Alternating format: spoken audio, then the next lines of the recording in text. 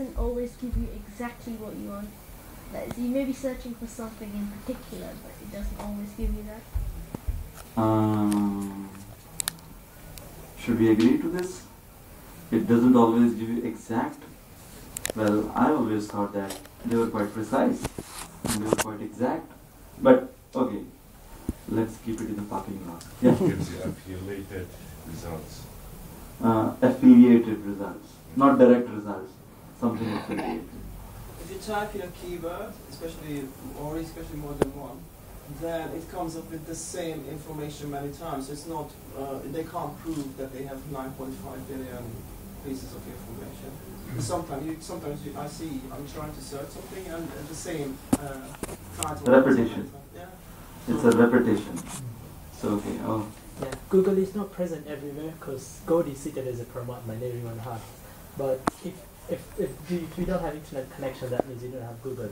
But God, if you just pray for your God in your heart, and God is there. So God is more omnipresent than Google. But if I say, can you connect to Paramatma right now? I'm just trying to play the devil's advocate. But yeah, you bring the computer here in this room, you can connect. So, yes, of course, from one point of view, you're right. But still, they have their arguments as well in regards to all of this. Yes. I'm just trying to churn, so that we are all awake. Personally, I don't think it's immortal, or it can, because I come from an actor, so there's always bugs, there's always things that need to be fixed. Bugs, viruses. So I don't think it's immortal, or it can... Yeah, that's what they also say, potentially they are immortal. Yes, you had something on it. No. Okay. I was going to mention something about emotions. Okay. I don't feel Google will love me like Krishna loves me. Wow, this is something. It is the Brahmastra.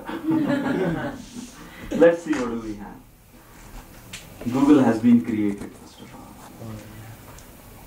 One of the definitions of God is He is the one who is not created by anyone. He is the supreme creator. So Google has been created, so which disproves it can be God. Google is not independent. God has to be independent. Google is dependent, as you said. It's dependent on a machine. It's dependent on the connection. It's dependent on the server. It's dependent on the person who has to Google something. So, ultimately, it's all dependent on so many factors. Then, Google is ephemeral, virtual, which means it's impersonal. Whereas God has to be personal, as some of the points which were made, that Krishna we can love Krishna, but we cannot love this Google. One can't establish any relationship with Google. Can you say that I am in Sakhyaras with Google, or I am in Vatsalyaras with Google, or Madhuryaras with Google? So one can't establish any relationship with this person. Google simply has information rather than knowledge.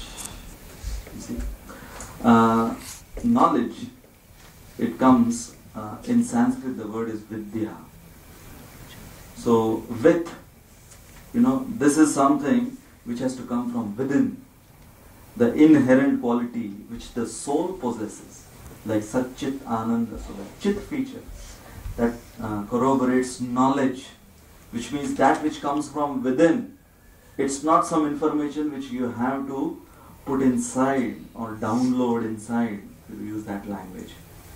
So it is something which has to be explored, like Krishna consciousness has to be explored. So that is Vidya Vadhu Jivanam, Shreya Kairava Chandrika Vitaranam, Vidya Vadhu Jivanam. Sri Chaitanya Mahaprabhu, in his instructions, he is saying that Vidya, that knowledge is the Vadhu. What is the meaning of Vadhu? Who knows? She is the consort. She is the consort of Krishna.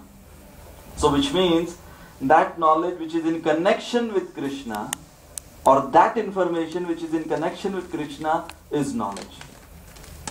And anything which is not in connection with Krishna is avidya.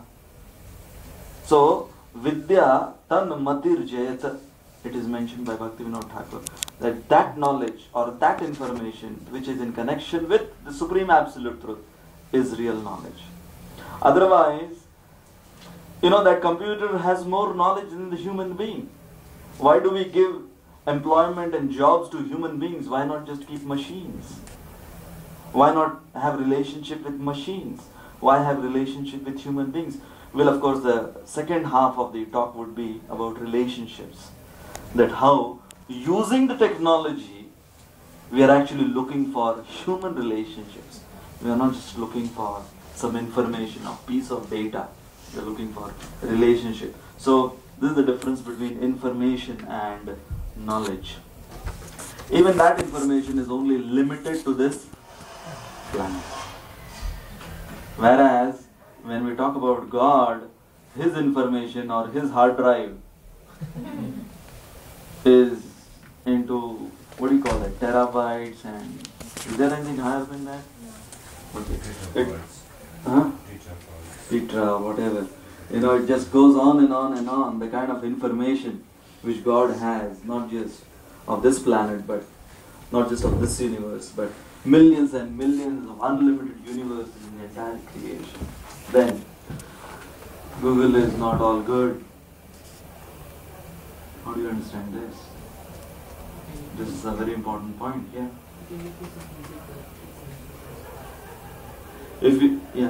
What if another company comes up with a better technology and that can work in Google? No, this particular point. Google is not all good.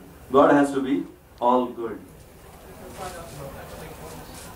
We can find out about atomic bomb. Google is not going to discriminate what is good for you and what is bad for you. What is beneficial for you, what is not beneficial for you. Someone might also say that then God is the origin of all good and bad.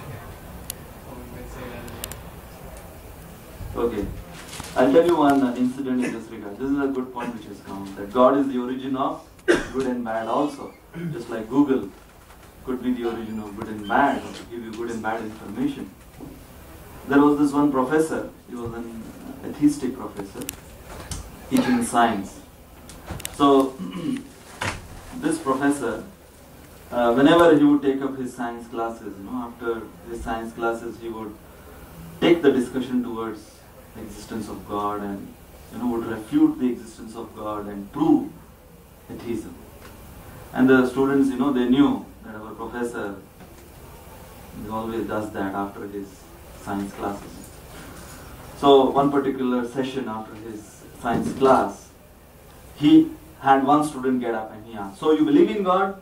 And the student said, he knew that, what this professor is going to do if I say yes. So he said, "My parents believe." Your parents believe in God? So what according to your parents is the definition of God? So he said, "My parents, they always say that God is all merciful, God is the supreme creator."